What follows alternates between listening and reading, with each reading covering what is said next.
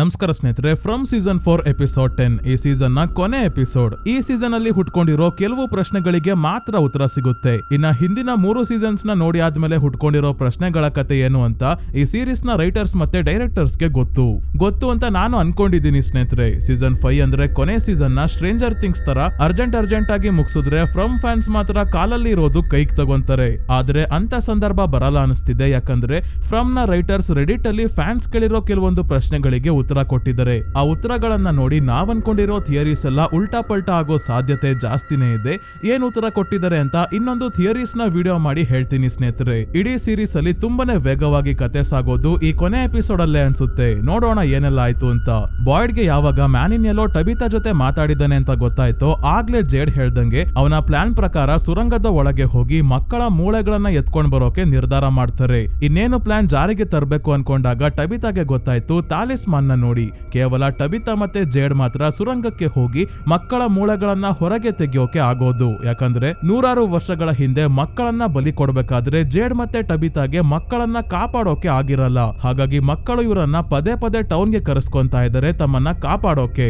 Jade ಮತ್ತೆ ಟಬಿತಾ ಸುರಂಗಕ್ಕೆ ಹೋಗಿ ಮಕ್ಕಳನ್ನ ಬಲಿ ಕೊಟ್ಟಿರೋ ಜಾಗಕ್ಕೆ ಬರ್ತಾರೆ. ಇಲ್ಲಿಗೆ ಹೋಗೋಕೆ ಬರೋಕೆ ಇರೋದು ಒಂದೇ ದಾರಿ. ಆ ದಾರಿಯನ್ನ ಟಾರ್ಪೋಲಿನಿಂದ ಮುಚ್ಚಿ ತಾಲಿಸ್ಮಾನ್ಗೆ ಟೇಪ್ ಹಾಕಿ ನೇತ್ ಹಾಕ್ತಾರೆ. ಬಾಯ್ಡ್, ಎಲಿಸ್, ರ್ಯಾಂಡಲ್, ಸಾರಾ ಮತ್ತೆ ಇನ್ನೊಂದಷ್ಟು ಜನ ಮರಕ್ಕೆ ಚೈನ್ ಹಾಕಿ ಟ್ರಕ್ ಇಂದ ಮರವನ್ನ ಎಳೆದು ಬೀಳ್ಸೋಕೆ ರೆಡಿ ಆಗಿದ್ದಾರೆ. ಜೇಡ್ ಮತ್ತೆ ಟಬಿತಾ ಮಕ್ಕಳ ಮೂಳೆಗಳನ್ನ ಹೊರಗೆ ಏನೋ ತೆಗೆದ್ರು. ಆದ್ರೆ ಇಷ್ಟೊತ್ತಿಗಾಗ್ಲೇ ಟಾರ್ಪೋಲಿನ ಹತ್ರ ಮಾನ್ಸ್ಟರ್ಸ್ ಬಂದಿದ್ದಾರೆ. ಮುಂದೆ ಏನಾಗುತ್ತೆ ಕೊನೆ ಎಪಿಸೋಡ್ ಅಲ್ಲಿ ಅಂತ ಈಗ ನೋಡೋಣ. ಟಬಿತಾ ಮಾನ್ಸ್ಟರ್ಸ್ ನ ನೋಡಿ ಗಾಬರಿ ಆಗಿದ್ದಾಳೆ. ಜೇಡ್ ಇವಳಿಗೆ ಸಮಾಧಾನ ಮಾಡ್ತಾ ಅವರ ಕಡೆ ಗಮನ ಕೊಡಬೇಡ, ಬಾಯಿಲಿ ಮೂಳೆಗಳನ್ನ ಬ್ಯಾಗ್ ಗೆ ತುಂಬ್ಕೋ ಅಂತ ಹೇಳಿ ಇಬ್ರು ಸೇರ್ಕೊಂಡು ಮೂಳೆಗಳನ್ನ 2 ಬ್ಯಾಗ್ ಒಳಗೆ ಹಾಕೊಂತಾ ಇದ್ದಾರೆ. ಅದೇ ಮೇಲೆ ಬಾಟಲ್ ಟ್ರೀ ಹತ್ರ ಬಾಯ್ಡ್, ಎಲಿಸ್, ಅಕೋಸ್ಟಾ, ರ್ಯಾಂಡಲ್ ಎಲ್ಲರೂ ಜೇಡ್ ಮತ್ತೆ ಟಬಿತಾ ಕೆಲಸ ಆಯ್ತು ಅಂತ ಸಿಗ್ನಲ್ ಕೊಡೋದನ್ನ ಕಾಯ್ತಾ ಇದ್ದಾರೆ. ಇವರು ರೇಡಿಯೋ ಮುಖಾಂತರ ಕಮ್ಯುನಿಕೇಟ್ ಮಾಡ್ತಿದ್ದಾರೆ. ಹಿಂದಿನ ಎಪಿಸೋಡ್ ಅಲ್ಲೇ ನೋಡಿದೀವಿ. ಆದ್ರೆ ಮಾತಾಡೋಷ್ಟು ಸಿಗ್ನಲ್ ಇಲ್ಲ. ಹಾಗಾಗಿ ರೇಡಿಯೋ ಅಲ್ಲಿ ಸ್ಟ್ಯಾಟಿಕ್ ಶಬ್ದ ಬರುತ್ತಲ್ಲ, ಸಿಗ್ನಲ್ ಇಲ್ದೇ ಇದ್ದಾಗ ಆ ಶಬ್ದ ಬಳಸ್ಕೊಂಡೆ ಕಮ್ಯುನಿಕೇಟ್ ಮಾಡ್ತಾ ಇದ್ದಾರೆ. ಮತ್ತೆ ತುಂಬಾನೇ ಜನರಿಗೆ ಇಲ್ಲಿ ಕನ್ಫ್ಯೂಷನ್ ಇರೋದೇನಂದ್ರೆ ಮೊದ್ಲೇ ಬಾಟಲ್ ಟ್ರೀನ ಕಿತ್ತಾಕಿ ಹಗ್ಗದಿಂದ ಮಾಡಿರೋ ಏಣಿನ ಕೆಳಗೆ ಬಿಟ್ಟು ರೆಡಿ ಆಗಿರ್ಬೋದಿತ್ತಲ್ವಾ, ಯಾಕೆ ಕಾಯ್ತಾ ಇದ್ದಾರೆ ಅಂತ. ಯಾಕೆ ಅಂದ್ರೆ ತಾಲಿಸ್ಮಾನ್ ವರ್ಕ್ ಆಗೋದು ಕ್ಲೋಸ್ ಆಗಿರೋ ಜಾಗದಲ್ಲಿ ಮಾತ್ರ ಸ್ನೇಹಿತರೆ. ಅಂದ್ರೆ ಮನೆಯಲ್ಲಿ ಇದ್ರೆ ಕಿಟಕಿ ಎಲ್ಲ ಮುಚ್ಚಿರ್ಬೇಕು. ತಾಲಿಸ್ಮಾನ್ ಇದ್ರು ಸೀಸನ್ 1 ನ ಮೊದಲ ಎಪಿಸೋಡ್ ಅಲ್ಲೇ ಕಿಟಕಿ ಓಪನ್ ಮಾಡಿದಾಗ ಮಾನ್ಸ್ಟರ್ ಒಳಗೆ ಬರಲ್ವಾ, ಅದೇ ರೀತಿ ಮನೆ ಒಳಗೆ, ಕಾರ್ ಒಳಗೆ ಎಲ್ಲೇ ಇದ್ರು ಓಪನ್ ಇರಬಾರ್ದು.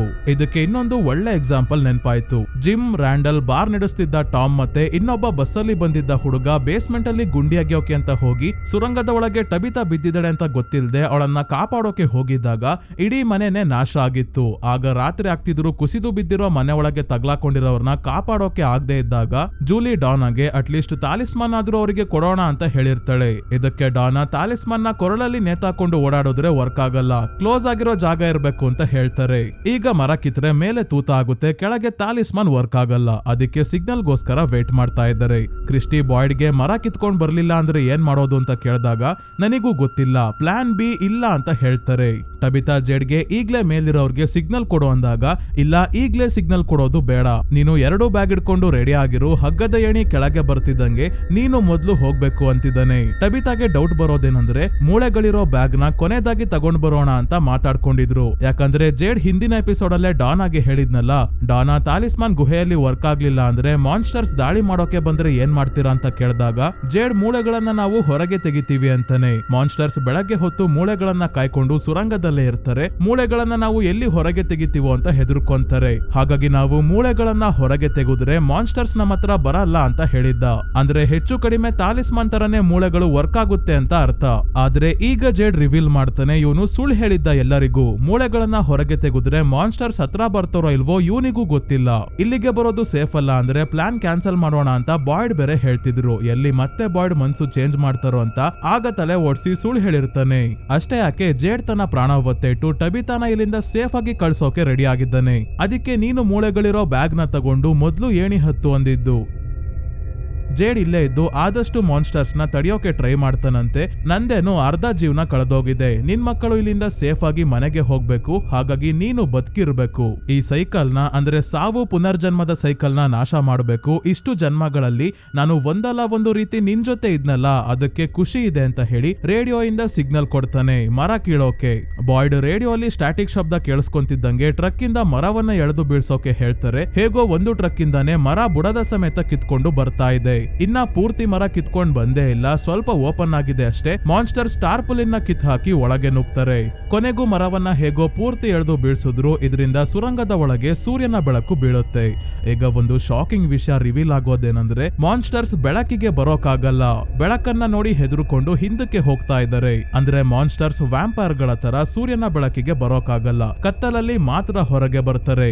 ಇದರಿಂದ ತುಂಬಾನೇ ಜನರ ಮನಸ್ಸಲ್ಲಿ ಇದ್ದ ಒಂದು ಥಿಯರಿ ಸುಳ್ಳಾಗುತ್ತೆ. ಅದೇ ಮಾನ್ಸ್ಟರ್ಸ್ ಯಾವಾಗ ಬೇಕಾದ್ರೂ ಹೊರಗೆ ಬರ್ಬೋದು, ಆದ್ರೆ ರಾತ್ರಿ ಹೊತ್ತು ಮಾತ್ರ ಈ ಜಾಗದಿಂದ ಹೊರಗೆ ಹೋಗೋಕೆ ಸಾಧ್ಯ ಆಗೋದು ಅಂತ ಹೇಳಿ ಮಾನ್ಸ್ಟರ್ಸ್ ಕೂಡ ರಾತ್ರಿ ಹೊತ್ತೇ ಹೊರಗೆ ಬರ್ತಾ ಇರ್ತವೆ ಮನುಷ್ಯರನ್ನ ತಡೆಯೋಕೆ. ಇದು ಒಂದು ಥಿಯರಿ ಆಗಿತ್ತು. ಮಿರಾಂಡಾ ರಾತ್ರಿ ಹೊತ್ತು ಬಾಟಲ್ ಟ್ರೀ ಹತ್ರ ಹೋದಾಗ ಸ್ಮೈಲಿ ಮಾನ್ಸ್ಟರ್ ಅವಳನ್ನ ಓಡ್ ಬಂದು ಸಾಯಿಸಿದ್ದ.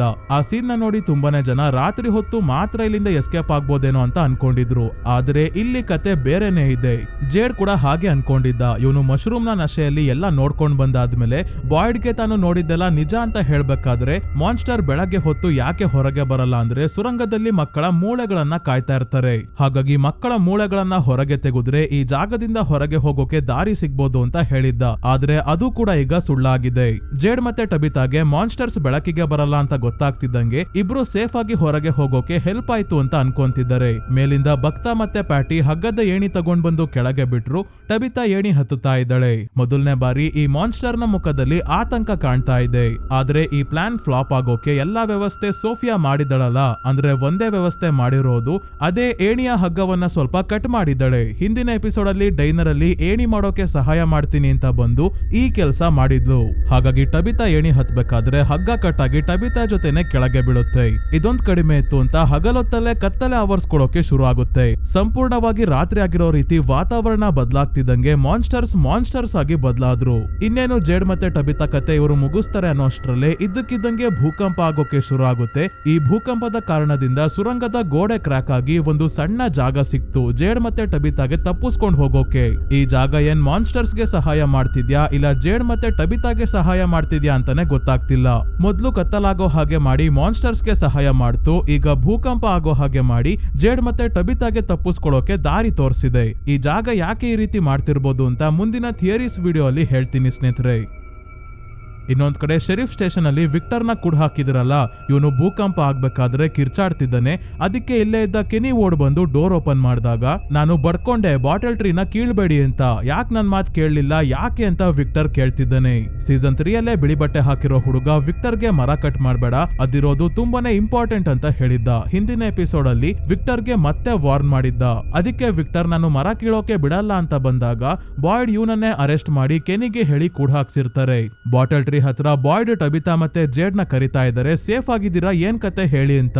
ಆದ್ರೆ ಜೇಡ್ ಮತ್ತೆ ಟಬಿತಾ ಎಸ್ಕೇಪ್ ಆಗಿದ್ದಾರೆ.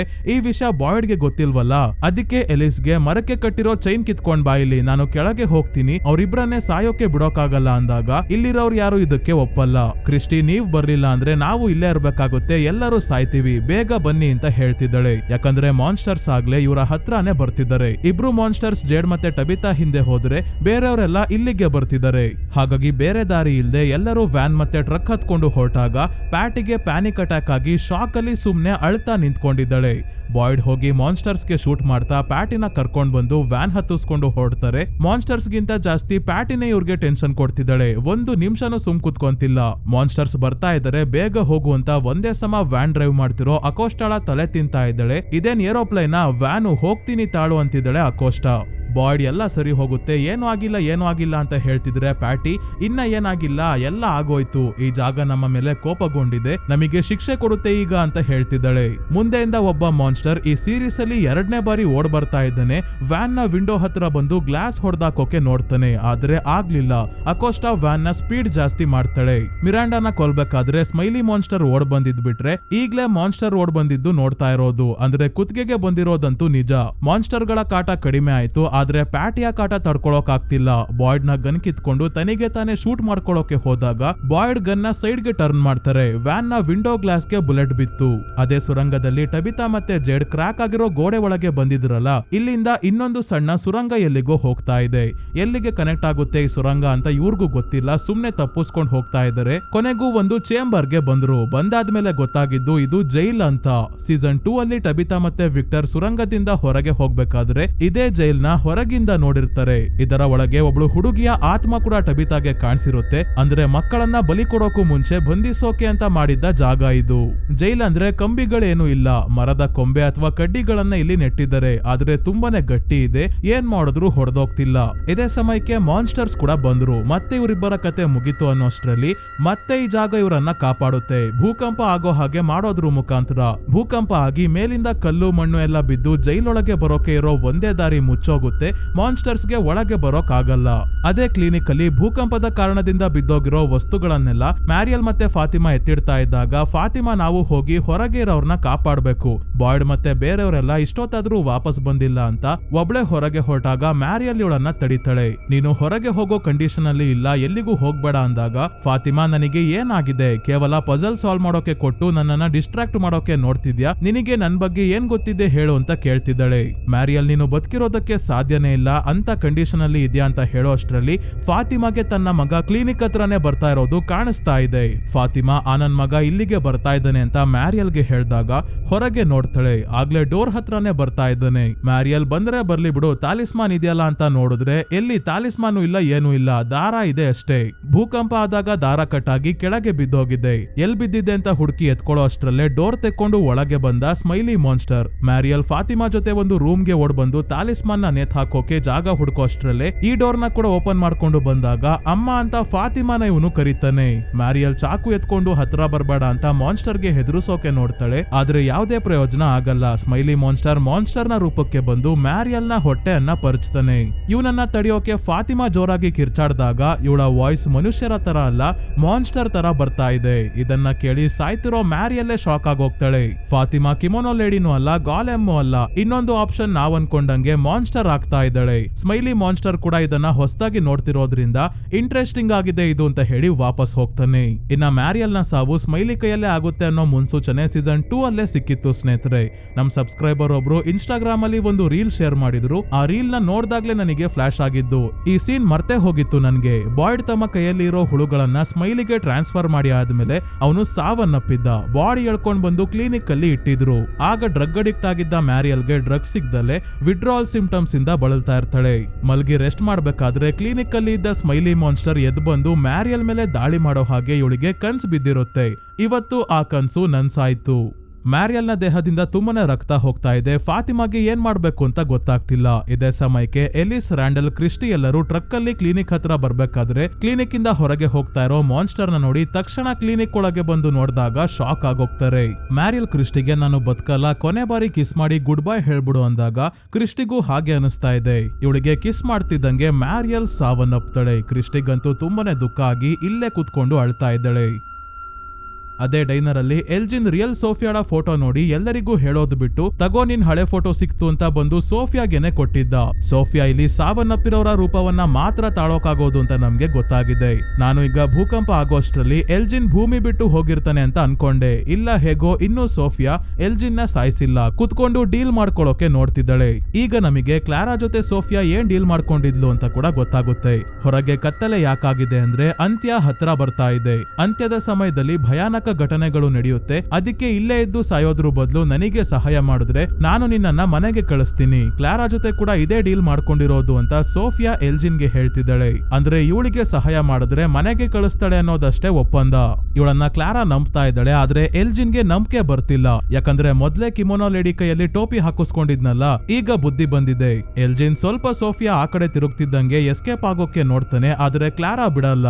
ಸೋಫಿಯಾ ಎಲ್ಲಿಗೆ ಹೋಗ್ತಾ ಇದ್ಯಾ, ಎಲ್ಲಿಗೂ ತಪ್ಪಿಸ್ಕೊಂಡು ಹೋಗೋಕೆ ದಾರಿ ದಾರಿ ಇಲ್ಲ ಅಂತ ಇವನ ಕೈ ಹಿಡ್ಕೊಂಡು ಕೊನೆ ಬಾರಿ ನನಗೆ ಸಹಾಯ ಮಾಡೋಕೆ ಒಪ್ಕೊಂತ್ಯಾ ಅಂತ ಕೇಳಿದಾಗ ಎಲ್ಜಿನ್ ಒಪ್ಕೊಳ್ಳಲ್ಲ. ಪ್ರೇಯರ್ ಹೇಳೋಕೆ ಶುರು ಮಾಡ್ತಾನೆ. ಸೋಫಿಯಾ ಕೋಪದಲ್ಲಿ ಇವನ ಕೈಯನ್ನ ಸ್ವಲ್ಪ ಪ್ರೆಸ್ ಮಾಡ್ತಾಳೆ ಅಷ್ಟೇ. ಎಲ್ಜಿನ್ ನ ಕಣ್ಣು ಬಾಯಿಂದ ಎಲ್ಲ ರಕ್ತ ಬಂದು ಸಾವನ್ನಪ್ತಾನೆ. ಎಲ್ಜಿನ್ ಏನೇ ಆಗಿರ್ಬೋದು, ಆದ್ರೆ 2ನೇ ಬಾರಿ ಟೋಪಿ ಹಾಕಿಸ್ಕೊಳ್ಳಿಲ್ಲ. ಸೋಫಿಯಾಗೆ ಸಹಾಯ ಮಾಡಿ ಜನರಿಗೆ ತೊಂದರೆ ಕೊಡೋದ್ರ ಬದಲು ನಾನೇ ಸಾಯೋದು ಒಳ್ಳೇದು ಅಂತ ಒಬ್ಬ ಯೋಧನ ರೀತಿ ಪ್ರಾಣ ಬಿಟ್ಟಿದ್ದಾನೆ. ಹಿಂದೆನೆ ಕತ್ತಲೆ ಹೋಗಿ ಬೆಳಕು ಬರುತ್ತೆ. ಸೋಫಿಯಾ ಕ್ಲಾರಾಗೆ ಎಲ್ಜಿನ್ ನ ಬಾಡಿ ಯಾರಿಗೂ ಕಾಣ್ದಂಗೆ ಏನಾದ್ರೂ ಮಾಡು, ನಾನು ಬೆಂಕಿ ಹಚ್ಚಿ ಅದು ಹತ್ಕೊಂಡು ಉರಿಯೋದನ್ನ ನೋಡ್ತೀನಿ ಅಂತ ಹೇಳಿ ಡೈನರ್ ನ ತಾಲಿಸ್ಮಾನ್ ಎತ್ಕೊಂಡು ಹೊರಡ್ತಾಳೆ. ನೆಕ್ಸ್ಟ್ ಸೋಫಿಯಾಳ ಪ್ಲಾನ್ ಇದೆ. ಹತ್ಯಾಕಾಂಡ ಹತ್ರ ಬರ್ತಿರೋ ಹಾಗೆ ಕಾಣ್ತಾ ಇದೆ. ಸೋಫಿಯಾ ಎಲ್ಲರ ಮನೆಗೂ ಹೋಗಿ ಯಾರಿಗೂ ಕಾಣ್ದಂಗೆ ತಾಲಿಸ್ಮಾನ್ ನ ಕತ್ಕೊಂಡು ಹೋಗೋಕೆ ಶುರು ಮಾಡ್ತಾಳೆ. ಕಾಲೋನಿ ಹೌಸ್ ಅಲ್ಲಿ ಹೆನ್ರಿ ಭೂಕಂಪ ಆದ್ಮೇಲೆ ಹಗಲೊತ್ತಲ್ಲೇ ಕತ್ತಲಾಗಿತ್ತಲ್ಲ, ಇದೆಲ್ಲ ಕನ್ಸಾಗಿರ್ಬೋದು ಅಂತ ಮತ್ತೆ ತಲೆಗೆ ಹುಳ ಬಿಡ್ಕೊಂಡಿದ್ದಾರೆ. ಡಾನಾ ಬಂದು ನಿಮ್ ಮಗ ವಿಕ್ಟರ್ ನ ಭೇಟಿ ಆಗ್ಬೇಕು ಅಂದ್ರೆ ಶೆರೀಫ್ ಸ್ಟೇಷನ್ ಗೆ ಹೋಗಿ ಅಂತ ಹೇಳ್ತಾರೆ. ಹೆನ್ರಿಗೆ ವಿಕ್ಟರ್ ನ ಪೀಚ್ ಕ್ಯಾನ್ ಒಳಗೆ ಬುಲೆಟ್ ಸಿಕ್ತು. ವಿಕ್ಟರ್ ಹತ್ರ ಮೊದ್ಲು ಗನ್ ಇತ್ತಲ್ಲ, ತನ್ನ ಲಂಚ್ ಬಾಕ್ಸ್ ಒಳಗೆ ಇಟ್ಕೊಂಡು ಓಡಾಡ್ತಿದ್ದ. ಆದ್ರೆ ಸೀಸನ್ 3 ನ ಸ್ಟಾರ್ಟಿಂಗ್ ಅಲ್ಲಿ ಯಾವಾಗ ಫುಡ್ ಶಾರ್ಟೇಜ್ ಇದೆ ಅಂತ ಗೊತ್ತಾಯ್ತು, ಆಗ ರ್ಯಾಂಡಲ್ ಈ ತನ್ನ ಫೇವರೇಟ್ ಮೇಕೆ ಎತ್ಕೊಂಡು ಹೋಗೋಕೆ ನೋಡಿದಾಗ ವಿಕ್ಟರ್ ರ್ಯಾಂಡಲ್ ಗೆ ಗನ್ ತೋರಿಸಿ ಹೆದರಿಸ್ತಾನೆ. ಬಾಯ್ಡ್ ವಿಕ್ಟರ್ ಗೆ ಸಮಾಧಾನ ಮಾಡಿ ಗನ್ ಇಸ್ಕೊಂಡಿರ್ತಾರೆ. ಆ ಗನ್ ಎಲ್ಲಿದೆ ಅಂತ ಡಾನಾಗೆ ಕೇಳಿದಾಗ ಶೆರೀಫ್ ಸ್ಟೇಷನ್ ಅಲ್ಲೇ ಇದೆ ಅಂತಾರೆ. ಬುಲೆಟ್ ನ ನೋಡಿ ಹೆನ್ರಿಗೆ ಹಿಂದಿನ ಎಪಿಸೋಡ್ ಅಲ್ಲಿ ಭ್ರಮೆ ಆದಾಗ ಕೇರ್ ಫೆಸಿಲಿಟಿಯಲ್ಲಿ ವಿಕ್ಟರ್ ಹೇಳಿದ್ದು ನೆನ್ಪಾಯ್ತು. ಅದೇ ಕನ್ಸಿಂದ ಹೊರಗೆ ಬರ್ಬೇಕು ಅಂದ್ರೆ ಆಂಕರ್ ನ ಕೊಲ್ಬೇಕು. ಆಂಕರ್ ನ ಕೊಲ್ಲೋದು ಹೇಗೆ ಅಂದ್ರೆ ಹೆನ್ರಿ ಯಾವಾಗ ಇದು ಕನ್ಸು ಅಂತ ಒಪ್ಕೊಂತಾರೋ ಆಗ ಕನ್ಸೆ ಆಂಕರ್ ನ ಕೊಲ್ಲೋ ದಾರಿ ತೋರಿಸುತ್ತೆ ಅಂತ. ಈಗ ದಾರಿ ಸಿಕ್ಕಿದೆ. ಅದೇ ಗನ್ ಇಂದ ಆಂಕರ್ ನ ಶೂಟ್ ಮಾಡೋದು. ಆಂಕರ್ ಯಾರು? ವಿಕ್ಟರ್. ವಿಕ್ಟರ್ ಗೆ ಶೂಟ್ ಮಾಡಿದ್ರೆ ಹೆನ್ರಿ ಈ ಕನ್ಸಿಂದ ಎಚ್ಚರಗೊಳ್ತಾರೆ ಅಂತ ಅನ್ಕೊಂತಿದ್ದಾರೆ. ಇನ್ನೊಂದ್ ಕಡೆ ಬಾಯ್ಡ್ ಕ್ಲಿನಿಕ್ ಹತ್ರನೇ ಇಳ್ಕೊಂಡು ಬೇರೆ ಎಲ್ಲರನ್ನ ಕಾಲೋನಿ ಹೌಸ್ ಕಡೆ ಕಳಿಸಿ ಕ್ಲಿನಿಕ್ ಹತ್ರ ಬಂದಾಗ ಮ್ಯಾರಿಯಲ್ ಬಗ್ಗೆ ಗೊತ್ತಾಯ್ತು. ಕ್ರಿಸ್ಟಿ ಮ್ಯಾರಿಯಲ್ ನ ಇಟ್ಕೊಂಡು ಇನ್ನೂ ಶಾಕ್ ಅಲ್ಲೇ ಕೂತಿದ್ದಾಳೆ. ಬಾಯ್ಡ್ ಬಂದಾಗ ಮತ್ತೆ ಅವಳು ಜೋರಾಗಿ ಅಳೋಕೆ ಶುರು ಮಾಡಿದಾಗ ಬಾಯ್ಡ್ ಇವಳಿಗೆ ಸಮಾಧಾನ ಮಾಡ್ತಾ ಇದ್ದಾರೆ. ಇದೇ ಸಮಯಕ್ಕೆ ಬಾಟಲ್ ಟ್ರೀ ಕಿತ್ತಾಗ ಭೂಮಿ ತೂತ ಆಗಿತ್ತಲ್ಲ, ಅಲ್ಲಿಂದ ಕೆಂಪು ಬಣ್ಣದ ಸಿಡಿಲು ಆಕಾಶಕ್ಕೆ ಹೋದಾಗ ಆಕಾಶದಲ್ಲಿ ಕಪ್ಪು ಮೋಡಗಳು ಸೃಷ್ಟಿಯಾಗುತ್ತೆ. ಈ ಮೋಡಗಳ ಒಳಗೂ ಕೆಂಪು ಸಿಡಿಲು ಬರ್ತಾ ಇದೆ. ಟೌನ್ ನ ಜನರೆಲ್ಲ ಬಂದು ಹೊರಗೆ ಏನಾಗ್ತಿದೆ ಅಂತ ನೋಡ್ತಾರೆ. ಏನೂ ಆಗ್ತಿಲ್ಲ. ಕೆಂಪು ಸಿಡಿಲು ಕಪ್ಪು ಮೋಡ ತಮ್ಮ ಪಾಡಿಗೆ ತಾವು ಆಕಾಶದಲ್ಲಿ ಇದ್ದಾರೆ ಅಷ್ಟೇ. ಇದರಿಂದ ಏನಾಯ್ತು ಅಂತ ಮುಂದಿನ ಸೀಸನ್ ಅಲ್ಲೇ ನೋಡ್ಬೇಕು. ಕಾಲೋನಿ ಹೌಸ್ ಹತ್ರ ವ್ಯಾನ್ ಅಲ್ಲಿ ಅಕೋಸ್ಟಾ, ಭಕ್ತ, ಪ್ಯಾಟಿ ಮತ್ತೆ ಸಾರಾ ಬಂದಿದ್ದಾರೆ. ಟಬಿತಾ ಮತ್ತೆ ಜೇಡ್ ಕತೆ ಏನು ಅಂತ ಡಾನಾ ಅಕೋಸ್ಟಾಗೆ ಕೇಳಿದಾಗ ಅಕೋಸ್ಟಾ ಎಲ್ಲಾ ವಿಷಯ ಹೇಳಿದ್ಲು. ಟಬಿತಾ ಸಾವನ್ನಪ್ಪಿದ್ದಾಳೆ ಅಂತ ಜೂಲಿ ಮತ್ತೆ ಈತನ್ ಇಬ್ರಿಗೂ ಆಘಾತ ಆಗುತ್ತೆ. ಈತನ್ ಅಡುಗೆ ಮನೆ ಹತ್ರ ಬಂದು ಕುತ್ಕೊಂಡು ಅಳ್ಬೇಕಾದ್ರೆ ಕಿಚನ್ ನ ಕ್ಯಾಬಿನೆಟ್ಸ್ ಮತ್ತೆ ಕಿಟಕಿ ಡೋರ್ ಎಲ್ಲ ತಂತಾನೆ ಓಪನ್ ಆಗೋದು, ಕ್ಲೋಸ್ ಆಗೋದು ಎಲ್ಲ ಆಗ್ತಾ ಇದೆ. ತಟ್ಟೆ ಲೋಟ ಎಲ್ಲ ಹಾರೋಗ್ತಾ ಇದೆ. ಯಾರೋ ತೆಗೆದು ಬಿಸಾಕ್ತಿರೋ ಹಾಗೆ. ಸೇಮ್ ಈ ಸೀಸನ್ ನ ಮೊದಲ ಎಪಿಸೋಡ್ ಅಲ್ಲೇ ಪ್ಯಾರಾನಾರ್ಮಲ್ ಆಕ್ಟಿವಿಟಿ ಆಗಿತ್ತಲ್ಲ ಟಬಿತಾಳ ಮನೆಯಲ್ಲಿ, ಹೇಗೋ ಅದನ್ನ ರೈಟರ್ಸ್ ಮರ್ತೋಗಿಲ್ಲ. ಯಾಕೆ ಈ ರೀತಿ ಆಗ್ತಿದೆ ಅಂತ ಮುಂದಿನ ಸೀಸನ್ ಅಲ್ಲಿ ಗೊತ್ತಾಗುತ್ತೆ. ಆದ್ರೆ ಇದ್ಯಾರು ಸಾವನ್ನಪ್ಪಿ ಇದೇ ಟೌನ್ ಅಲ್ಲಿ ತಗ್ಲಾಕೊಂಡಿರೋರ ಆತ್ಮನ ಇಲ್ಲ ಭವಿಷ್ಯದಲ್ಲಿ ಟೈಮ್ ಟ್ರಾವೆಲ್ ಮಾಡ್ತಿರೋ ಜೂಲಿನ ಅಂತಾನೆ ಗೊತ್ತಾಗ್ತಿಲ್ಲ. ಒಂದು ಥಿಯರಿ ಏನಂದ್ರೆ ಜೂಲಿ ಅಥವಾ ಬೇರೆ ಯಾರೋ ಸ್ಟೋರಿ ವಾಕಿಂಗ್ ಮಾಡ್ತಾ ಇದಾರೆ. ಅವರು ಹಿಂದೆ ನಡೆದಿರೋದನ್ನ ಚೇಂಜ್ ಮಾಡೋಕೆ ಟ್ರೈ ಮಾಡ್ತಿದ್ದಾರೆ ಅನ್ಸುತ್ತೆ. ಭವಿಷ್ಯದಲ್ಲಿ ಇರೋ ಜೂಲಿ ಅಥವಾ ಬೇರೆ ಯಾರೋ ಈಗ ಪ್ರೆಸೆಂಟ್ ಅಲ್ಲಿ ಇರೋರ ಜೊತೆ ಕಾಂಟ್ಯಾಕ್ಟ್ ಮಾಡೋಕೆ ಟ್ರೈ ಮಾಡ್ತಿರ್ಬೋದು. ಬಾಯ್ಡ್ ಅವರ ಹೆಂಡತಿಯ ವೆಡ್ಡಿಂಗ್ ರಿಂಗ್ ಕೂಡ ಕಾಲೋನಿ ಹೌಸ್ ಗೆ ಬಂದು ಬಿದ್ದಿತ್ತು. ಅದು ಕೂಡ ಭವಿಷ್ಯದಿಂದ ಯಾರೋ ತಗೊಂಡ್ ಬಂದು ಈಗ ಬೀಳ್ಸಿರೋದು ಅನ್ನೋ ಥಿಯರಿ ಬಗ್ಗೆ ಮೊದ್ಲು ಕೂಡ ಹೇಳಿದೀನಿ. ಸೊ ಈಗ ಈತನ್ ತುಂಬಾನೇ ಅಳ್ತಾ ಇದ್ದಾನೆ. ವಿಕ್ಟರ್ ಹೇಳ್ದಂಗೆ ಟಬಿತಾ ಆಯ್ತು, ನೆಕ್ಸ್ಟ್ ಜೂಲಿ ಸಾವನ್ನಪ್ತಾಳೆ. ಅದಾದ್ಮೇಲೆ ಎಲ್ಲರೂ ಪ್ರಾಣ ಕಳ್ಕೊಂಡಾದ್ಮೇಲೆ ನಾನೊಬ್ನೇ ಇರ್ತೀನಿ ಅಂತ ಹೇಳ್ತಿದ್ದಾನೆ. ಜೂಲಿ ನಾನು ನಿನ್ ಜೊತೆನೆ ಇರ್ತೀನಿ, ಇಬ್ರು ಸೇಫ್ ಆಗಿರೋಕೆ ಒಂದಲ್ಲ ಒಂದು ದಾರಿ ಹುಡ್ಕೊಂಡ್ರೆ ಆಯ್ತು ಅಂತ ಸಮಾಧಾನ ಮಾಡ್ತಿದ್ದಾಳೆ. ಇನ್ನೊಂದ್ ಕಡೆ ಹೆನ್ರಿ ಶೆರೀಫ್ ಸ್ಟೇಷನ್ ಗೆ ಬಂದು ಯಾರು ಇಲ್ದೇ ಇರೋದು ನೋಡಿ ಗನ್ನ ಹುಡ್ಕಾಡ್ತಿದ್ದಾರೆ. ಕೊನೆಗೂ ಡ್ರಾಯರ್ ಅಲ್ಲಿ ಗನ್ ಸಿಕ್ತು. ಸರಿಯಾದ ಸಮಯಕ್ಕೆ ಕೆನಿ ಇಲ್ಲಿಗೆ ಬಂದ. ಆದ್ರೆ ಹೆನ್ರಿ ಗನ್ನ ಬಚ್ಚಿಡ್ಕೊಂತಾರೆ. ಗನ್ ಬಗ್ಗೆ ಕೆನಿಗೆ ಏನು ಹೇಳಲ್ಲ. ಹೆನ್ರಿ ಹೋದ್ಮೇಲೆ ಬಾಯ್ಡ್ ಬಂದ್ರು. ಬಾಯ್ಡ್ ವಿಕ್ಟರ್ ಹೇಳಿದ್ದು ಸರಿ, ನಾವು ಆ ಮರವನ್ನ ಕಿತ್ ಹಾಕ್ಬಾರ್ದಾಗಿತ್ತು ಅಂತ ಹೇಳ್ಬೇಕಾದ್ರೆ ಅಕೋಸ್ಟಾ ಮತ್ತೆ ಸಾರಾ ಬರ್ತಾರೆ. ಮೂಳೆಗಳು ಇನ್ನೂ ಅಲ್ಲೇ ಇರ್ಬೋದು, ವಾಪಸ್ ಹೋಗಿ ತಗೊಂಡ್ ಬರೋಣ ಅಂತ ಅಕೋಸ್ಟಾ ಹೇಳ್ತಿದ್ರೆ ಬಾಯ್ಡ್ ಇದಕ್ಕೆ ಒಪ್ತಿಲ್ಲ. ಮೂಳೆಗಳನ್ನ ಬಳಸೋದು ಹೇಗೆ ಅಂತ ಗೊತ್ತಿರೋ ಜೇಡ್ ಮತ್ತೆ ಟಬಿತಾ ಸುರಂಗದಿಂದ ವಾಪಸ್ ಬಂದಿಲ್ಲ. ಅವರು ಸಾವನ್ನಪ್ಪಿದ್ದಾರೆ ಅಂತ ಅನಿಸ್ತಾ ಇದೆ. ಮೂಳೆ ಹಿಡ್ಕೊಂಡು ನಾವೇನ್ ಮಾಡೋದು? ಮತ್ತೆ ಅಲ್ಲಿಗೆ ಹೋಗಿ ಇನ್ನೊಂದಷ್ಟು ಜನರನ್ನ ಕೊಲ್ಲೋಕೆ ನನ್ಗೆ ಇಷ್ಟ ಇಲ್ಲ ಅನ್ಬೇಕಾದ್ರೆ ಸಾರಾ ರೇಡಿಯೋ ಅಲ್ಲಿ ಸ್ಟ್ಯಾಟಿಕ್ ಸಿಗ್ನಲ್ ಬರ್ತಾ ಇರೋದನ್ನ ತೋರಿಸ್ತಾಳೆ. ಇದರಿಂದ ಜೇಡ್ ಮತ್ತೆ ಟಬಿತಾ ಬದುಕಿದ್ದಾರೆ ಅಂತ ಇವರಿಗೆ ಕನ್ಫರ್ಮ್ ಆಯ್ತು. ಜೇಡ್ ಮತ್ತೆ ಟಬಿತಾ ರೇಡಿಯೋ ಇಂದ ಸಿಗ್ನಲ್ ಕಳಿಸ್ತಾ ಇದ್ದಾಗ್ಲೇ ಬ್ಯಾಟ್ರಿ ಕೈ ಕೊಡುತ್ತೆ. ಸಿಗ್ನಲ್ ಕೇಳಿಸ್ಕೊಂಡ್ರೋ ಇಲ್ವೋ ಅಂತ ಇವರು ಟೆನ್ಷನ್ ಆಗಿದ್ದಾರೆ. ಆದ್ರೆ ಹೇಗೋ ಬಾಯ್ಡ್ ಮತ್ತೆ ಬೇರೆ ಎಲ್ಲರೂ ಇವರನ್ನ ಕಾಪಾಡೋಕೆ ಆಗ್ಲೇ ಹೊರಟಿದ್ದಾರೆ. ಜೇಡ್ ಮತ್ತೆ ಟಬಿತಾ ಜೈಲ್ನ ಕಂಬಿಗಳ ತರ ಕಡ್ಡಿಗಳನ್ನ ನೆಟ್ಟಿದಾರಲ್ಲ ಅಲ್ಲಿ ಗುಂಡಿ ತೆಗೆದು ಕೆಳಗಿಂದ ಎಸ್ಕೇಪ್ ಆಗೋಕೆ ಟ್ರೈ ಮಾಡ್ತಿದ್ದಾರೆ. ಕಾಲೋನಿ ಹೌಸ್ ಅಲ್ಲಿ ಹೆನ್ರಿ ಗನ್ ಲೋಡ್ ಮಾಡ್ಬೇಕಾದ್ರೆ ಇವರನ್ನ ಮಾತಾಡ್ಸೋಕೆ ವಿಕ್ಟರ್ ಬಂದ. ಮ್ಯಾನಿನೆಲ್ಲೋ ಮಿರಾಂಡಾನ ತಿಂತಾ ಇರೋ ಫೋಟೋ ತೋರಿಸಲೇಬಾರ್ದಾಗಿತ್ತು, ಆಗ್ಲಿಂದಾನೇ ನೀವು ವಿಚಿತ್ರವಾಗಿ ಆಡ್ತಾ ಇರೋದು ಅಂತ ವಿಕ್ಟರ್ ಹೇಳ್ದಾಗ ಹೆನ್ರಿ ಗನ್ ತಗೊಂಡು ವಿಕ್ಟರ್ಗೆನೆ ಶೂಟ್ ಮಾಡೋಕೆ ನೋಡ್ತಿದ್ದಾರೆ. ಇದು ಕನ್ಸು ಅಷ್ಟೇ, ರಿಯಲ್ ಜಗತ್ತಿನಲ್ಲಿ ನೀನು ನನಗೆ ಬೇಡ್ಕೊಂತಾ ಇದ್ಯಾ, ಈ ಕನ್ಸಿಂದ ಹೊರಗೆ ಬನ್ನಿ ಅಂತ. ಅಲ್ಲಿ ನೀನು ತುಂಬಾನೇ ಖುಷಿಯಾಗಿದ್ಯಾ, ನಿನಗೆ ಮಗ ಕೂಡ ಇದ್ದಾನೆ ಅಂತ ಹೇಳ್ಬೇಕಾದ್ರೆ ಈತನ್ ಬಂದ. ಈತನ್ ಕಡೆನೆ ಹೆನ್ರಿ ಗನ್ನ ಟರ್ನ್ ಮಾಡ್ಬಿಡ್ತಾರೆ. ಈತನ್ಗೆ ಎಲ್ಲಿ ಶೂಟ್ ಮಾಡ್ಬಿಡ್ತಾರೋ ಅನ್ನೋ ಅಷ್ಟ್ರಲ್ಲಿ ವಿಕ್ಟರ್ ಗನ್ನ ಇವರ ಕೈಯಿಂದ ಕೆಳಗೆ ಬೀಳ್ಸಿ ಯಾಕೆ ಈ ರೀತಿ ಮಾಡ್ತಿದ್ದೀರಾ ಅಂತ ಬೈತಾ ಇದ್ದಾನೆ. ಸೋಫಿಯಾ ಚರ್ಚ್, ಶೆರೀಫ್ ಸ್ಟೇಷನ್, ಬಾರ್ ಮತ್ತೆ ಬೇರೆ ಎಲ್ಲಾ ಕಡೆ ಹೋಗಿ ತಾಲಿಸ್ಮಾನ್ ಗಳನ್ನ ಎತ್ಕೊಂಡು ಬಂದಿದ್ದಾಳೆ. ಕ್ಲಾರಾ ಕೈಯಲ್ಲೂ ಇದೇ ಕೆಲಸ ಮಾಡಿಸಿದ್ದಾಳೆ. ಕ್ಲಾರಾ ಹತ್ರ ಇರೋ ತಾಲಿಸ್ಮಾನ್ ಇಂದ ತುಂಬಿರೋ ಬ್ಯಾಗ್ ಇಸ್ಕೊಂಡು ಕಾಡಿನ ಕಡೆ ಹೊರಡ್ತಾಳೆ ಸೋಫಿಯಾ. ರ್ಯಾಂಡಲ್ ಮತ್ತೆ ಕ್ರಿಸ್ಟಿ ಮ್ಯಾರಿಯಲ್ ನ ಡೆಡ್ ಬಾಡಿನ ಚರ್ಚ್ ಹತ್ರ ತಗೊಂಡು ಹೋಗ್ತಾ ಇದ್ದಾರೆ. ಬಾಯ್ಡ್, ಎಲಿಸ್ ಮತ್ತೆ ಫಾತಿಮಾಗೆ ಟಬಿತಾ ಮತ್ತೆ ಜೇಡ್ ಬದುಕಿದ್ದಾರೆ. ರೇಡಿಯೋ ಸಿಗ್ನಲ್ ಬಂತು, ಅದಕ್ಕೆ ನಾನು ಒಬ್ನೇ ಸುರಂಗಕ್ಕೆ ಹೋಗ್ತಾ ಇದ್ದೀನಿ ಅಂದಾಗ ಎಲಿಸ್ ಎಲ್ಲಿ ಒಳ್ಳೇದಾಗ್ಲಿ ಹೋಗ್ ಬನ್ನಿ ಅಂತನೋ ಅಂತ ಅನ್ಕೊಂಡೆ, ಆದ್ರೆ ಹೇಗೋ ನಾನು ಬರ್ತೀನಿ ಅಂತ ಹೇಳ್ತಾ ಇದ್ದಾನೆ. ಅದೇ ಫಾತಿಮಾ ಮಾನ್ಸ್ಟರ್ ಹತ್ರ ಬಂದ್ರೆ ಇವಳಿಗೆ ಫೀಲ್ ಆಗೋದ್ರಿಂದ ನಾನು ಕೂಡ ಬಂದ್ರೆ ಮೊದ್ಲೇ ನಿಮಗೆ ವಾರ್ನ್ ಮಾಡ್ಬೋದು ಅಂತ ಹೇಳಿ 3 ಜನ ಸುರಂಗಕ್ಕೆ ಹೊರಡ್ತಾರೆ. ಅದೇ ಕಾಡಲ್ಲಿ ಸುರಂಗಕ್ಕೆ ಹೋಗೋ ಜಾಗ ಇದೆಯಲ್ಲ ಅಲ್ಲಿಂದ ಜೇಡ್ ಮತ್ತೆ ಟಬಿತಾ ಗುಂಡಿ ಅಗ್ದು ಕೈ ನೋವಾಗ್ತಿದೆ ಅಂತ ಮಕ್ಕಳ ಮೂಳೆಗಳನ್ನ ತಗೊಂಡು ಗುಂಡಿ ತೆಗಿತಾ ಇದ್ದಾರೆ. ಟಬಿತಾ ಒಂದು ತಲೆ ಬುರುಡೆಯನ್ನ ಕೈಯಲ್ಲಿ ಇಟ್ಕೊಂಡಾಗ ಇದು ಜೇಡ್ ಮತ್ತೆ ಟಬಿತಾಳ ಮಗಳ ತಲೆ ಬುರುಡೆ ಅನ್ನೋದು ಟಬಿತಾಗೆ ವಿಷನ್ ಕಾಣಿಸ್ತು. ಅದೇ ಮಕ್ಕಳನ್ನ ಬಲಿ ಕೊಡೋ ಆಚರಣೆ ಮಾಡೋ ಸಮಯದಲ್ಲಿ ಜೇಡ್ ಮತ್ತೆ ಟಬಿತಾ ಗಂಡ ಹೆಂಡತಿ ಆಗಿದ್ರು. ಇವರಿಬ್ಬರ ಮಗಳನ್ನ ಕೂಡ ಟೌನ್ ನ ಜನರು ಬಲಿ ಕೊಟ್ಟಿರ್ತಾರೆ ಅನ್ನೋದನ್ನ ಮೊದ್ಲು ಕೂಡ ಹೇಳಿದೀನಿ ಸ್ನೇಹಿತರೆ. ಹೇಗೋ ಇವರು ಗುಂಡಿ ತೆಗೆಯೋ ಅಷ್ಟ್ರಲ್ಲೇ ಬಾಯ್ಡ್, ಎಲಿಸ್ ಮತ್ತೆ ಫಾತಿಮಾ ಬಂದ್ರು. ಮಾನ್ಸ್ಟರ್ಸ್ ಇಲ್ಲಿಗೂ ಬರ್ತಾ ಇದಾರೆ ಅಂತ ಫಾತಿಮಾ ಹೇಳ್ತಿದ್ದಾಳೆ. ಬಾಯ್ಡ್ ಅದಕ್ಕೆ ಗನ್ನಿಂದ ಕಡ್ಡಿಗಳಿಗೆ ಶೂಟ್ ಮಾಡಿ ಮುರ್ದಾಕಿ ಜೇಡ್ ಮತ್ತೆ ಟಬಿತಾನ ಹೊರಗೆ ಕರ್ಸ್ಕೊಂತಾರೆ. ಹಿಂದೆನೆ ಮಾನ್ಸ್ಟರ್ಸ್ ಕೂಡ ಬಂದ್ರು. ಫಾತಿಮಾ ಇವರನ್ನ ನಾನು ತಡಿತೀನಿ, ನೀವು ಇಲ್ಲಿಂದ ಬೇಗ ಹೋಗಿ ಅಂತಿದ್ದಾಳೆ. ಎಲಿಸ್ ಬಿಡ್ತಾನ? ಖಂಡಿತ ಇಲ್ಲ. ಆದ್ರೆ ಬಾಯ್ಡ್ ಇವನನ್ನ ಎಳ್ಕೊಂಡ್ ಹೋಗ್ತಾ ಇದ್ದಾರೆ. ಫಾತಿಮಾ ಅಳ್ತಾ ಎಲಿಸ್ಗೆ ನಾನು ಯಾರಾಗಿದ್ದೆ ಅನ್ನೋದನ್ನ ನೆನ್ಪಿಡ್ಕೊ ಅಂತ ಹೇಳಿ ಕಳಿಸ್ತಾಳೆ. ಈಗ ಕೊನೆಗೂ ಸಂಪೂರ್ಣವಾಗಿ ಮಾನ್ಸ್ಟರ್ ಆಗಿ ಬದಲಾಗ್ತಾಳೆ. ಮತ್ತೆ ಬೇರೆ ಮಾನ್ಸ್ಟರ್ಸ್ ನ ತಡಿಬೇಕಾದ್ರೆ ಎಲಿಸ್ ನ ಬಾಯ್ಡ್ ಎಳ್ಕೊಂಡ್ ಹೋದ್ರು. ಫಾತಿಮಾಗೆ ಮೊದ್ಲೇ ಗೊತ್ತಾಗಿತ್ತು ತಾನು ಮಾನ್ಸ್ಟರ್ ಆಗ್ತಿದ್ದಾಳೆ ಅಂತ, ಅದಕ್ಕೆ ನಾನು ಫಾತಿಮಾ ಆಗಿದ್ದು ನೆನ್ಪಿಡ್ಕೊ ಅಂತ ಎಲಿಸ್ಗೆ ಹೇಳ್ತಾಳೆ. ಈ ಸೀನ್ ಮತ್ತೆ ಬ್ಯಾಕ್ ಗ್ರೌಂಡ್ ಮ್ಯೂಸಿಕ್ ಎಲ್ಲ ತುಂಬಾನೇ ಎಮೋಷನಲ್ ಆಗಿತ್ತು ಸ್ನೇಹಿತರೆ. ಎಲಿಸ್ ಅಂತೂ ಪೂರ್ತಿ ಊರೇ ಮುಳುಗೋದ್ರು, ಫಾತಿಮಾ ಬಗ್ಗೆ ತಲೆ ಕೆಡಿಸ್ಕೊಂತಿದ್ದ. ಈಗ ಮುಂದೆ ಏನ್ ಮಾಡ್ತಾನೆ ನೋಡ್ಬೇಕು. ಸೊ ಫಾತಿಮಾ ಮೊದ್ಲೇ ಮಾನ್ಸ್ಟರ್ ಆಗ್ತಿದ್ಲಾ, ಇಲ್ಲ ಸೋಫಿಯಾ ತನ್ನ ರಕ್ತ ಕ್ಲಾರಾಗೆ ಟ್ರಾನ್ಸ್ಫರ್ ಮಾಡಿದ್ಲು, ಕ್ಲಾರಾ ಫಾತಿಮಾಗೆ ಕೊಟ್ಟ ಡ್ರಿಂಕ್ ಅಲ್ಲಿ ತನ್ನ ರಕ್ತ ಮಿಕ್ಸ್ ಮಾಡಿದ್ಲು, ಅದನ್ನ ಕುಡ್ದಾದ್ಮೇಲೆ ಮಾನ್ಸ್ಟರ್ ಆದ್ಲಾ ಅಂತ ಅನುಮಾನ ಶುರು ಆಗಿದೆ. ನನ್ನ ಪ್ರಕಾರ ಫಾತಿಮಾ ಮೊದ್ಲೇ ಮಾನ್ಸ್ಟರ್ ಆಗ್ತಾ ಇದ್ಲು. ಹೊಟ್ಟೆ ಮೇಲೆ ನರಗಳು ಕಾಣಿಸ್ಕೊಂಡಿದ್ದು, ಆಮೇಲೆ BP, ಹಾರ್ಟ್ ಬೀಟ್ ಎಲ್ಲ ಕಡಿಮೆ ಆಗಿದ್ದು ಎಲ್ಲ ಇದಕ್ಕೆ ಸಾಕ್ಷಿ. ಆದ್ರೆ ಸೋಫಿಯಾಳ ರಕ್ತ ಫಾತಿಮಾ ಮಾನ್ಸ್ಟರ್ ಆಗೋ ಪ್ರೋಸೆಸ್ ನ ಫಾಸ್ಟ್ ಮಾಡಿದೆ, ಬೇಗ ಮಾನ್ಸ್ಟರ್ ಆಗಿದ್ದಾಳೆ. ಇನ್ನೊಂದು ಡೌಟ್ ಏನಂದ್ರೆ ಫಾತಿಮಾ ಫಿಸಿಕಲಿ ಮಾನ್ಸ್ಟರ್ ಆಗಿದ್ದಾಳೆ, ಆದ್ರೆ ಮನ್ಸು ಇನ್ನು ಫಾತಿಮಾ ಅದೇ ಇದೆ. ಹೀಗೆ MCU ಮೂವೀಸ್ ಅಲ್ಲಿ ಬರೋ ಹಲ್ಕ್ ತರ ಬೇಕಾದಾಗ ಮಾನ್ಸ್ಟರ್ ಆಗಿ ನಾರ್ಮಲ್ ಆಗ್ತಾಳ, ಇಲ್ಲ ಪರ್ಮನೆಂಟ್ ಆಗಿ ಮಾನ್ಸ್ಟರ್ ಆಗ್ತಾಳ ಅಂತ ಮುಂದಿನ ಸೀಸನ್ ಅಲ್ಲೇ ನೋಡ್ಬೇಕು. ಸೋಫಿಯಾ ತಾಲಿಸ್ಮಾನ್ ಇರೋ ಬ್ಯಾಗ್ ತಗೊಂಡು ಒಂದು ಫಾರವೇ ಟ್ರೀ ಹತ್ರ ಬರ್ಬೇಕಾದ್ರೆ ಬಿಳಿ ಬಟ್ಟೆ ಹಾಕಿರೋ ಹುಡುಗ ಬರ್ತಾನೆ. ಅದೇ ಯುವಕ. ಸೋಫಿಯಾನು ಅದೇ ಹೇಳ್ತಾಳೆ, ಇದೇನ್ ಹುಡುಗ ತುಂಬಾನೇ ಬೇಗ ಬೆಳೀತಾ ಇದ್ಯಾ ಅಂತ. ಬಿಳಿ ಬಟ್ಟೆ ಹಾಕಿರೋ ಯುವಕ ಅವ್ರಿಗೆ ಮೂಳೆಗಳು ಸಿಕ್ಕಿದೆ, ನೀನು ಈ ಬಾರಿ ಸೋಲ್ತೀಯ ಅಂತ ಹೇಳಿದಾಗ, ನೋಡು ನಿನ್ ಬಗ್ಗೆ ನನಗೆ ಇದೇ ಇಷ್ಟ ಆಗೋದು, ಎಲ್ಲಾ ಹರಿದು ಕಿತ್ತೋಗಿದ್ರು ನೀನು ಪಾಸಿಟಿವ್ ಆಗಿ ಯೋಚನೆ ಮಾಡ್ತೀಯ, ನೋಡೋಣ ಯಾರ್ ಗೆಲ್ತಾರೆ, ಮೂಳೆ ಸಿಕ್ಕಿರ್ಬೋದು ಆದ್ರೆ ಬಾಟಲ್ ಟ್ರೀ ಕಿತ್ತು ತಪ್ಪು ಮಾಡಿದಾರಲ್ಲ ಅಂತ ಹೇಳಿ ಸೋಫಿಯಾ ತಾಲಿಸ್ಮಾನ್ ಗಳನ್ನ ಫಾರವೇ ಟ್ರೀ ಒಳಗೆ ಹಾಕ್ತಾಳೆ. ಇಲ್ಲಿಗೆ ಈ ಕೊನೆ ಎಪಿಸೋಡ್ ಮುಗಿಯುತ್ತೆ ಸ್ನೇಹಿತರೆ. ಮೊದ್ಲೇ ಹೇಳ್ದಂಗೆ ಕೆಲವೊಂದು ಪ್ರಶ್ನೆಗಳಿಗೆ ಉತ್ತರ ಸಿಕ್ತು ಅಷ್ಟೇ, ಇನ್ನ ತುಂಬಾನೇ ಪ್ರಶ್ನೆಗಳಿಗೆ ಉತ್ತರ ಸಿಗ್ಲಿಲ್ಲ. ಮತ್ತೆ ನಾನು ಈ ಎಪಿಸೋಡ್ ನ ಎಂಡಿಂಗ್ ಅಲ್ಲಿ ಏನೋ ದೊಡ್ಡದಾಗಿ ರಿವೀಲ್ ಮಾಡಿ ಮುಗಿಸ್ತಾರೆ ಅಂತ ಅನ್ಕೊಂಡಿದ್ದೆ, ಹಾಗೇನು ಆಗ್ಲಿಲ್ಲ. ಸೀಸನ್ 2 ಮತ್ತೆ ಸೀಸನ್ 3 ನ ಎಂಡಿಂಗ್ ಮಾತ್ರ ಸಖತ್ ಭಯಂಕರವಾಗಿತ್ತು. ಟಬಿತಾ ಟೌನ್ ಇಂದ ಹೊರಗೆ ಹೋದಾಗ ಸೀಸನ್ 2 ಮುಗ್ದಿತ್ತು, ಜಿಮ್ ನ ಮ್ಯಾನಿನೆಲ್ಲೋ ಸಾಯಿಸಿದಾಗ ಸೀಸನ್ 3 ಮುಗ್ದಿತ್ತು. ಆ ತರ ಈ ಸೀಸನ್ ಎಂಡ್ ಆಗ್ಲಿಲ್ಲ. ಆದ್ರೆ ತುಂಬಾನೇ ಥಿಯರೀಸ್ ಬಗ್ಗೆ ಹೇಳೋದಿದೆ. ಜೂಲಿಯಾ ಸ್ಟೋರಿ ವಾಕಿಂಗ್ ಬಗ್ಗೆ ಹೇಳ್ಬೇಕು, ಬಿಳಿ ಬಟ್ಟೆ ಹಾಕಿರೋ ಯುವಕ ಮತ್ತೆ ಸೋಫಿಯಾಗೆ ಏನ್ ಸಂಬಂಧ ಅಂತ ಹೇಳ್ಬೇಕು, ರೆಡಿಟ್ ಅಲ್ಲಿ ಫ್ಯಾನ್ಸ್ ನ ಪ್ರಶ್ನೆಗಳಿಗೆ ಶೋನ ರೈಟರ್ಸ್ ಉತ್ತರ ಕೊಟ್ಟಿದ್ದಾರೆ ಅಂತ ಹೇಳದ್ನಲ್ಲ, ಅದರ ಬಗ್ಗೆ ಎಲ್ಲ ಮತ್ತೊಂದು ವಿಡಿಯೋ ಮಾಡಿ ಹೇಳ್ತೀನಿ ಸ್ನೇಹಿತರೆ. ಈ ವಿಡಿಯೋ ಅಪ್ಲೋಡ್ ಆಗಿ 1 ದಿನದ ಒಳಗೇನೆ ಥಿಯರೀಸ್ ವಿಡಿಯೋ ಕೂಡ ಬರುತ್ತೆ. ಲೇಟ್ ಆಗಿ ವಿಡಿಯೋ ನೋಡ್ತಾ ಇದ್ರೆ ಆಗ್ಲೇ ಅಪ್ಲೋಡ್ ಕೂಡ ಆಗಿರುತ್ತೆ. ಡಿಸ್ಕ್ರಿಪ್ಷನ್ ಅಲ್ಲಿ ಆ ವಿಡಿಯೋನ ಲಿಂಕ್ ಕೂಡ ಕೊಟ್ಟಿರ್ತೀನಿ, ನೋಡಿ ಸ್ನೇಹಿತರೆ. ಈ ವಿಡಿಯೋ ನಿಮ್ಗೆ ಹೇಗನಿಸ್ತು ಅಂತ ಕಮೆಂಟ್ ಮಾಡಿ ತಿಳಿಸಿ. ವಿಡಿಯೋ ಇಷ್ಟ ಆಗಿದ್ರೆ ಲೈಕ್ ಮಾಡಿ, ಚಾನಲ್ಗೆ ಸಬ್ಸ್ಕ್ರೈಬ್ ಆಗೋದ್ರ ಜೊತೆಗೆ ಹೈಪ್ ಕೂಡ ಮಾಡಿ ಸ್ನೇಹಿತರೆ. ಇದೇ ರೀತಿಯ ವಿಡಿಯೋವಿನೊಂದಿಗೆ ಮತ್ತೆ ನಿಮ್ಮನ್ನ ಭೇಟಿ ಆಗ್ತೀನಿ. ಧನ್ಯವಾದಗಳು.